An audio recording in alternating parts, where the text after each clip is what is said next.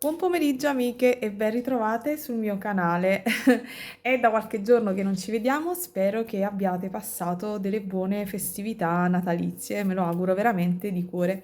Oggi 27 dicembre 2022, sicuramente questo video lo vedrete tra domani e dopodomani, appena riuscirò ad editarlo e caricarlo qui sul canale. Oggi faremo un piccolo tutorial, non sarà difficile, con il soutache. Come vedete qui ho davanti a me dei materiali, tra cui questo pettinino. Se ricordate, il mese scorso ho fatto un video unboxing in collaborazione con Line Beats. Se ve lo siete perso vi metto il link giù e anche qui nelle schede, e in collaborazione con loro avevo fatto degli specchietti, dei portachiavi specchietto. Vi lascio anche di quello il link del tutorial. Adesso era doveroso girare per loro il secondo video. In realtà tantissimo tempo fa avevo realizzato il tutorial di questo, ma non so che fine abbia fatto, forse per errore ho cancellato questo video e quindi eventualmente ve lo farò in un altro momento, perché rifare da capo un video mi annoia e quindi ho deciso invece di sperimentare con il soutache. Però eventualmente fatemi sapere se vi interessa anche il video tutorial di questa tecnica, che è sempre relativa a un pettinino, ma si utilizza il filo di metallo da wire, dei fiorellini, cristalli e quant'altro. Quindi sì, tutorial pettinino, scrivetemelo giù nei commenti se volete vedere anche un pettinino in una tecnica diversa dal soutache. Oggi faremo quindi questo con il soutache. Come avrete capito, il video è in collaborazione con la MBeats. Questo è il codice prodotto di questo kit di pettinini. Nell'unboxing vedrete che ho preso anche dei pettinini più grandi, ma preferivo utilizzare questo per fare un pettinino abbastanza piccino, insomma, da indossare eventualmente per Capodanno. Come vedete ho preso questa piattina multicolor, ho preso questa oro di Hobby Perline e vedremo cosa andrò a creare. Dopodiché ho preso questi elementi che andremo ad incastonare all'interno delle nostre piattine. Le ho prese naturalmente in colori diversi, hanno dei castoni base oro ed ho preso proprio degli elementi con i castoni per facilitare, forse spero di facilitare il lavoro a coloro che non sono molto pratiche con il soutache, perché altrimenti avrei dovuto prendere tutti dei cristalli, utilizzare la Beading Foundation. Invece così con il castone diciamo che forse ci facilitiamo, forse vi facilito un lavoro al soutache e vi potete realizzare un pettinino. Spero venga bene ragazze, perché con questi elementi io non ho fatto nessun pettinino, ma mi sono fatta dei disegnini. Praticamente ho realizzato questo modulo, ok, utilizzando questi cristalli, ma di fatto non l'ho ancora realizzato, quindi lo realizziamo insieme. E poi eventualmente questo si può anche mettere doppiato e alternato. Vedete, sono due variati. Scusate i miei disegni, vabbè, fatti su pezzi di agende a caso, perché quando mi viene queste idee, quando mi vengono queste idee, mi metto lì a casa e butto giù un disegnino. E quindi questa è un'altra versione. Vedete, sono i due moduli doppiati per fare eventualmente il pettinino più grande. Questo vedete è il pettinino rilevato, l'avevo fatto solo per regolarmi più o meno con la dimensione, che di fatto non so come verrà fuori, perché tra il dire e il fare c'è di mezzo il mare. Cos'altro dirvi? Allora, vi dico un attimo l'elenco dei materiali e poi vi dico il codice sconto. Naturalmente servirà il soutache, vi serviranno dei cristalli di forme diverse come preferite. Naturalmente la goccia o le navette vi aiutano a dare una forma un pochino più armoniosa, ma potrete farlo con qualsiasi elemento vi piaccia, di dimensioni diverse. Vi servirà poi un filo da tessitura. Io per il soutache utilizzo in questo caso il 1G, vedete che è un oro scuro, perché comunque non si vedrà né attraverso la piattina che vedete è sfumata e né attraverso questa. Quindi diciamo che sono andata anche qui in facilità. Ci servirà un po' di colla Azulit per andare poi a fissare al di sopra del nostro pettinino. Naturalmente vi servirà il pettinino, delle formicine, un ago. Io utilizzo sempre questo della Tulip, con cui io mi trovo benissimo, non li distruggo mai, mi durano un'eternità e quindi Tulip tutta la vita, Che cosa dirvi di più? Ah, certo, il codice sconto. Questo è il codice sconto per Rainbiz. Lo vedete scritto a penna, ma ve lo metto anche qui in sovraimpressione, scritto per bene, è Casano 2210. Ragazze, secondo me è un ottimo sconto, è del 15% su un minimo di $10, quindi veramente secondo me top. Io devo dire la verità, a questo giro con Rainbiz ho preso sia gli specchietti bellissimi che i pettinini, nonché le basi per le spille. Andate a vedere l'unboxing, è veramente bella. Ok, e dopo 5 minuti di preambolo vi lascio al tutorial. Cominciamo a vedere cosa succede. Naturalmente vi servirà anche qualche perlina per andare poi a fare qualche ricciolino, quindi qualche perlina da 4 o da 3 abbinata a questo lavoro. Poi vedremo strada facendo. Vi saluto e lavorerò e poi metterò il video velocizzato con la mia voce che spiega, altrimenti staremo probabilmente qui fino a domani e decisamente voglio caricarlo il più presto possibile. Ciao! Mi dispiace tediarvi, ma ultima cosa, se non mi conoscete ancora, io mi chiamo Gabriella, in arte Briga Bijou e creo bijou, ma non solo. Iscrivetevi al canale, cliccate sulla campanella così da non perdere le notifiche e se questo tutorial vi dovesse piacere lasciatemi un like. Sono certa che vi piacerà, però non si può mai sapere. Ciao! La prima cosa che bisogna andare a fare è regolarsi con la quantità di soutache da tagliare per poter poi fare successivamente i vari ricciolini e i vari pezzetti poi da assemblare. Come vedete io mi tengo abbastanza lunga perché comunque poi dopo devo andare ad effettuare questo ricciolo finale, quindi taglio un po' di piattina, penso più o meno una quindicina di centimetri in base agli elementi che ho utilizzato io. Questo dovrete regolarvi anche voi in base agli elementi che utilizzate. Naturalmente vado a cercare il dritto della piattina e se vedete una V il lato sinistro è il vostro dritto, quindi mi vado ad osservare il dritto delle piattine e mi comincio a sistemare i primi due pezzettini e vado a mettere un po' di colla all'estremità della piattina per non farla sfilacciare. Effetto un nodino, vado a infilare il filo nel mio ago e comincio a cucire la mia prima goccina. Vado sul retro, quindi parto dalla parte centrale e vado a dare qualche punto per fissare e fermare la piattina al di sotto della mia goccia. Mi raccomando, quando cucite, individuate sempre il centro delle piattine, quindi dove c'è la scanalatura, la punta delle due V.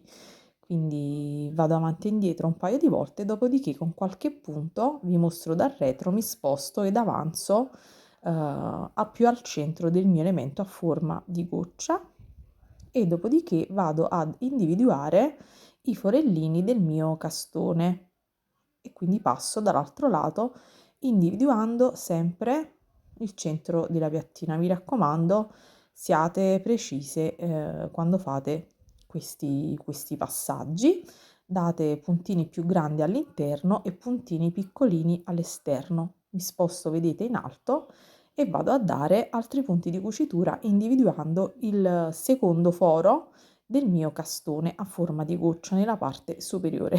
Si è arrotolato a questo punto un pochino il filo, delicatamente lo vado a srotolare. Ok, diciamo che ho fatto la mia prima incastonatura della goccia, vado a dare un puntino e poi dopo ci metto un pochino di colla, faccio un nodino e taglio e metto da parte ed aspetto che asciughi. Vado poi a prendere la navette, già prima mi ero sistemata la piattina nel verso giusto ed effettuo la stessa operazione, quindi vado a cucire. Scusate, sono fuori camera, ma alla fine i passaggi che effettuo sono sempre gli stessi. Parto cucendo al centro e poi mi sposto all'interno dei castoni. Ogni castone in genere ha 4 fori paralleli, quindi io vado dal lato destro al lato sinistro passando attraverso i castoni. Quindi, come vedete, ho fatto i miei primi due elementi. Anche in questo caso faccio un nodino e vado ad apporre un pochino di colla in modo tale che il mio castone stia bello fermo. Taglio il filo in eccesso e metto la colla. Ora vado a valutare, se utilizzare la piattina nera, ma l'effetto non mi piace e quindi alla fine, anche per la terza goccia, andrò ad utilizzare la piattina, quella di colore oro, anche perché è un oro molto bello vicino alla base, del pettinino, sta molto bene. Quindi niente, decido alla fine di andare a incastonare poi, come avete visto ho fatto anche il terzo elemento e ne faccio un quarto con il nero utilizzando l'ultima goccia. Metto sempre un po' di colla quando vado a tagliare le piattine per non farle sfilacciare e dopodiché vado a fare anche quest'ultima incastonatura. Quindi vado ad inserire la mia ultima goccia all'interno della piattina, parto dalla base, vado a cucire all'interno dei castoni e quindi in realtà ho fatto lo stesso lavoro per tutti e quattro i miei castoni, cambia la forma, ma il procedimento è assolutamente sempre lo stesso. Cucio attraverso i fori laterali, mi sposto in avanti e dopodiché fisso, passando naturalmente sempre attraverso la scanalatura per far risultare il lavoro più pulito, anche perché questa parte delle incastonature resta tutta a vista. Taglio, nodino e un pochino di colla. E direi, come vedete, ho messo anche la cucitura sotto al castone per fare una sorta di rete e tenerlo spostato più verso la superficie, non farlo affondare all'interno delle piattine. Adesso ho deciso di andare a cucire queste tre parti, comincio ad unirne le prime due, quindi vedete la navette è la mia prima goccina, passo quindi attraverso le piattine e vado ad unirle passando avanti e indietro ed unisco quindi questi primi due elementi con qualche puntino. Non cucio naturalmente tutta quanta la mia parte, ma vado a unirli al centro e spostandomi poi verso il basso prendo la terza goccia e vado ad unire anche questa. Quindi a questo punto mi sposto attraverso le piattine prendendole tutte quante insieme e mi sposto un pochino in diagonale in modo tale da spostarmi attraverso le piattine. Quindi do qualche punto trasversale, vedete? Mi sposto quindi col lago in trasversale e do dei puntini piccoli in modo tale da avanzare all'interno di tutto quanto il lavoro. Dopodiché prendo il mio quarto elemento e sono un po' indecisa sul da farsi. Vi avevo detto all'inizio che avrei utilizzato una perlina, invece ho preso poi un castoncino blu quadrato, sempre a base oro. Quindi come vedete in questo step photo, in questo passaggio di video, sto continuando a cucire dando già la curvatura a tutte le mie piattine. Mi raccomando, non cucitele dritte e poi piegate perché farebbero difetto. Quindi man mano che incurvate le piattine, cucite in base alla curvatura che dovete dare per incastonare il nostro, tra virgolette, piccolo castone quadrato. Quindi vedete che io continuo, vado avanti, mi raccomando, piccoli punti ravvicinati, dopodiché vado a prendere il mio castone e vado a fare delle prove. Direi che ci sta a pennello, quindi fisso prima tutte le piattine, vedete qui sul retro del lavoro e chiudo, passo anche attraverso tutte e tre le piattine e vado poi a fissare il retro del mio lavoro anche con la parte davanti. Taglio poi il filo in eccesso e metto poi un nuovo filo per andare ad inserire il mio chaton castone, scusatemi, e vado attraverso i fori e passo da un lato all'altro del mio elemento a soutache, non passando attraverso tutte e sei le piattine, ma andando a individuare solo quelle più vicino al nostro castone. Scusate, le inquadrature non sono chiarissime, però insomma avete capito da quello che vi sto spiegando il lavoro che dovete fare. Quindi individuo solo le piattine più vicino al castone, tanto le altre sono già state cucite. Diciamo che adesso il lavoro è finito, vado a effettuare qualche altro punto per fissare e fisso anche la parte retro con la mia davanti. Mi raccomando, passate nello spazio tra le due piattine e mai alle piattine centrali, altrimenti farebbe difetto. Quindi dovete sempre unire le parti passando attraverso lo spazio tra le piattine. Taglio poi la piattina in eccesso e vado a mettere un pochino di colla. Una volta che insomma la mia colla si è asciugata, vado poi a decidere come inserire quest'ultimo elemento con il nero che non mi ha mai convinto troppo, però alla fine decido di metterlo dal lato destro in modo un pochino speculare. Ecco, come vedete sto facendo delle prove. Alla fine decido. Ho deciso di metterlo quindi così, da destra andando verso sinistra sotto gli altri elementi. Quindi vedete che decido la posizione, un po' di qua, un po' di là, alla fine l'opzione è andata. Quindi mi sposto sul retro del lavoro, mi metto quindi sul retro a cucire e do qualche punto di cucitura per unire quest'ultima piattina nera al resto del lavoro. Taglio naturalmente la piattina in eccesso e metto la colla. Dopodiché non ci resta che andare a fare il nostro retro. Quindi vado a prendere un pochino di Ultra Suede e poi dopo vedrete la fine del lavoro. Per una volta tanto nel video vi mostrerò anche il retro, quindi video completo. Vado a tagliare un pezzettino, in realtà questo non è Ultra Suede ma è un vellutino preso non mi ricordo più dove. Prendo un quaderno perché è una base un po' più rigida del tappetino e vado a disegnare il mio profilo.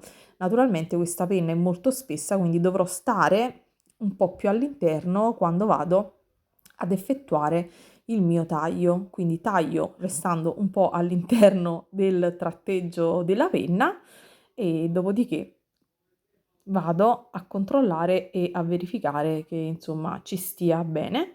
Vado a rifilare ancora un pochino perché è abbastanza più grandicello dell'elemento che ho realizzato. Vedete? Vado quindi ad osservare e a rifilare un pochino qualche punto che sporge troppo e dopodiché semplicemente vado a mettere la colla sul retro dell'elemento del fermaglio che ho realizzato. Fate attenzione con la colla, specialmente con l'Asulit, perché improvvisamente a me succede sempre che improvvisamente ne esce una quantità industriale, quindi vado lì con un chiodino a sistemare. Dopodiché prendo il mio retro e vado a sovrapporre le due parti. Mi raccomando, mani pulite, non fate disastri e vado ancora un pochino a rifilare tutto il lavoro. Ed eccoci qui ragazze, diciamo che il tutorial è terminato perché l'ultima parte che ci resta da fare è quella di incollare naturalmente questo che abbiamo realizzato al di sopra della base che mi ha fornito la NBits. Quindi semplicemente io andrò ad applicare un po' di colla in questo punto, ok?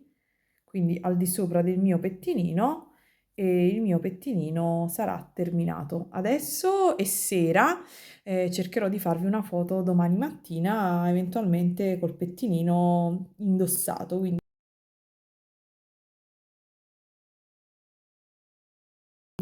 tutorial pettinino delle feste.